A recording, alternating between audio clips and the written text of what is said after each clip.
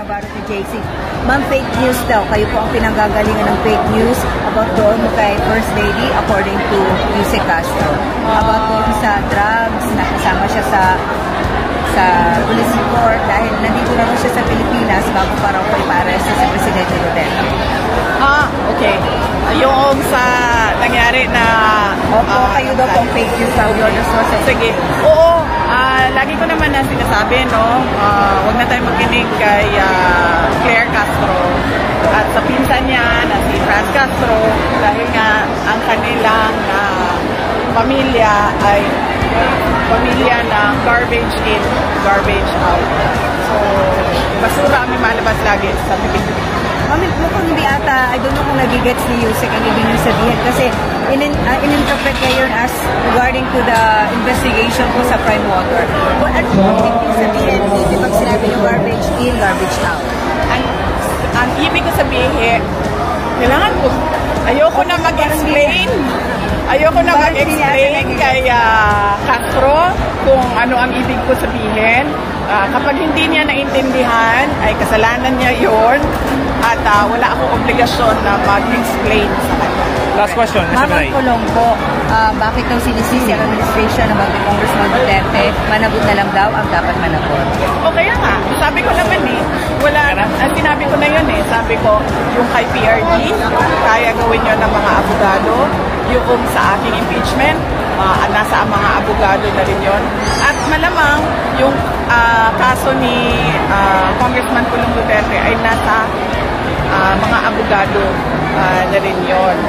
Pero yung timing na ginagawa nila at yung pattern na ginagawa nila sa pamilya namin galing sa administration ay hindi siya lost sa mga kababayan natin na nanonood. Nakikita nila kung ano yung pagdigipit at pang-aapi na ginagawa nila sa kanilang mga kalaban sa politika para tabunan o koberan yung mga kakulangan ng gobyerno at ng administrasyon sa totoong serbisyo na kailangan ng bayan at kawalan ng mga development projects, big-ticket projects at mga programa para sa ating Thank you. As I have said during the last press briefing, that the Vice President should have at least leveled up in her discussions, in her responses in certain issues. But it seems that she never heard anything in regard to that. Or she just refuses to listen. Hindi siya nag-level up. Mas parang bumaba pa. Inuulit niya muli ang kanyang mga excuses na pamumulitika, politicking. Kung ito ay patungkol sa inyong kapatid, sinabi niya po sa interview, hindi pa niya nakakausap si Congressman Pulong Duterte. At malamang ay hindi niya rin po nadinig ang interview sa kanyang kapatid. At ito po ay nasama na po sa news. At and I quote, sa Tagalog po ito, pero he said it in Cebuano. Sa akin mga kapatid na Davaoenyo, ngayon nakita nyo na naman ang video. Matagal-tagal na yun nangyari. Sige lang, decision nyo po pa rin kung sino ang iboboto nyo sa pagka-congressman sa unang district. Di ako makikialam sa Ani Duterte sa wikang Cebuano. Cited po ito sa isang news article ng Abante. Now, kung inamin naman po ni Congressman Pulong Duterte, ayon sa kanyang pag-interview, hindi niya tinanggi ang video. Papaano ipapahid ng Vice Presidente ang ginawang ito ng kanyang kapatid sa Pangulo at sa administrasyon? Nabanggit dito na ang pag-hire, pagkuha ng ibang mga kababaihan for their own satisfaction, ang sandaling kaligayahan, bakit ito ibibintang sa Pangulo? Hindi ba dapat sagutin naman na lamang nila kung ano ang complaint? Definitely, Congressman Pulong Duterte is a public servant. He should know his obligations. He should know the laws. He should know what good traits of a leader should be. Or what good traits that a leader should describe himself. Ma'am, follow-up po. How does Malacanang CVP Sara publicly defending Kong Pulong and their history of siding with figures involved in serious crimes like Pastor Kibuloy, who's facing sexual abuse and human trafficking charges? Yun na po ang nangyayari. Ganyan po ang nangyayari kapag ka po kakampi, kaibigan, parang gustong agad ipawalang sala at kailangan ibato ang kasalanan sa pamumulitika. I just would like to remind you of one of the episodes of Gikan sa Masa Q&A. That's, if I'm not mistaken, that's March 10, 2024. Okay? When the President was interviewed by certain media personnel or vloggers, Pastor Kibuloy admitted that he was once complained of illegal conversion land. Illegal land conversion wherein she could be imprisoned for 6 years. Ang sabi po ni Pastor Kibuloy, nagpapasalamat siya kay Mayor, or tinawag niyang Tatay Digong, Mayor Digong, dahil si Mayor Digong ang lumakad. Pinuntahan ang dapat puntahan. So ano po ba ang nangyayari kapag ganito po ang sinasabi?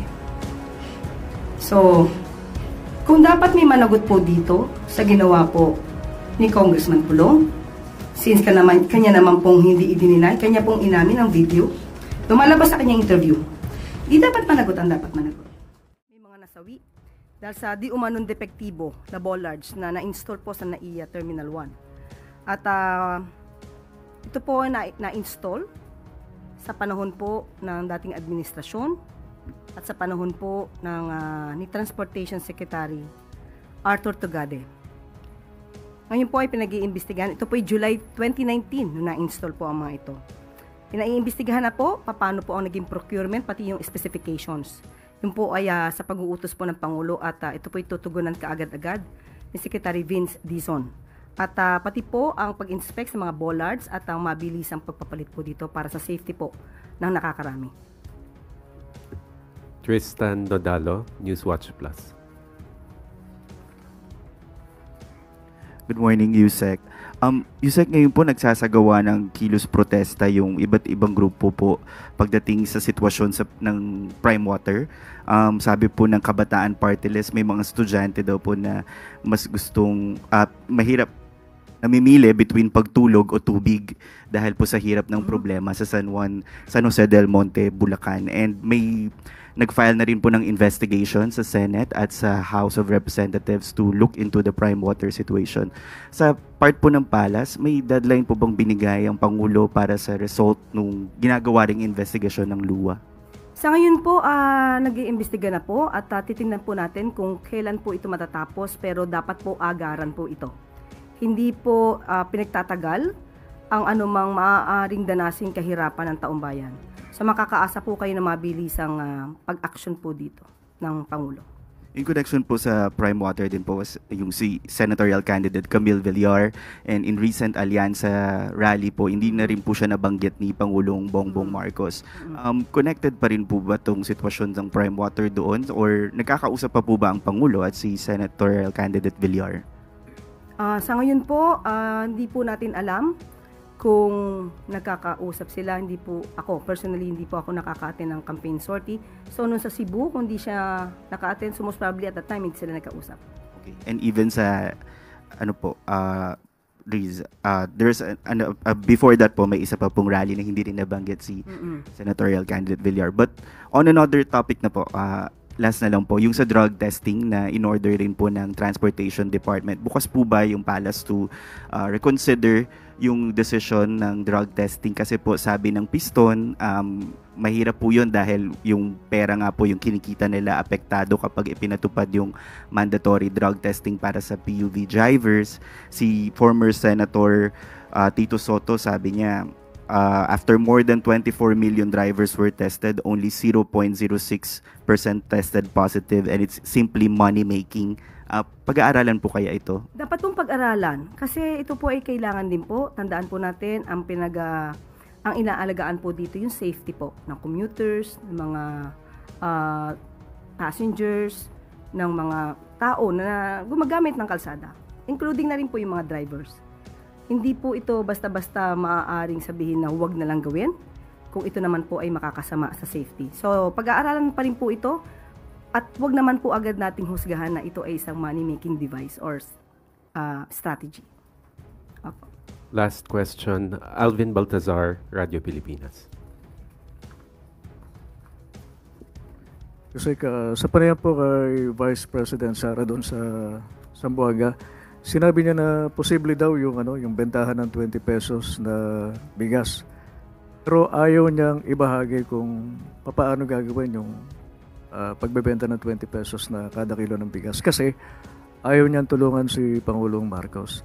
Ano pong reaction dito ng Malacanang? Lumalabas po kasi kung ano po ba talaga ang anyo ng ating Vice Presidente. Lumalabas ang tunay na kulay ng Vice Presidente bilang isang public servant. Sa pag-amin niya, nandito po ang kanyang sinabi na imposible talaga ang 20 pesos na bigas pero pwede siya. Hindi ko lang i-share sa inyo kasi ayaw kong tulungan si PBBM. Yan po ang tugon ni Vice Presidente ng Vice President. Sa pag-amin niya pong ito, na hindi niya i-share kung ano man ang kanyang kaalaman, kung mayroon man talagang kaalaman. Dahil nga sa ayaw niyang pagtulong sa ating Pangulo. Ito ay nagpapakita ng isang makasarili. Tandaan po natin, kung ano man po ang kaalaman na meron kayo para sa taong bayan, ito po dapat ay agad-agad na isinasagawa at hindi po dapat ito tina-timing.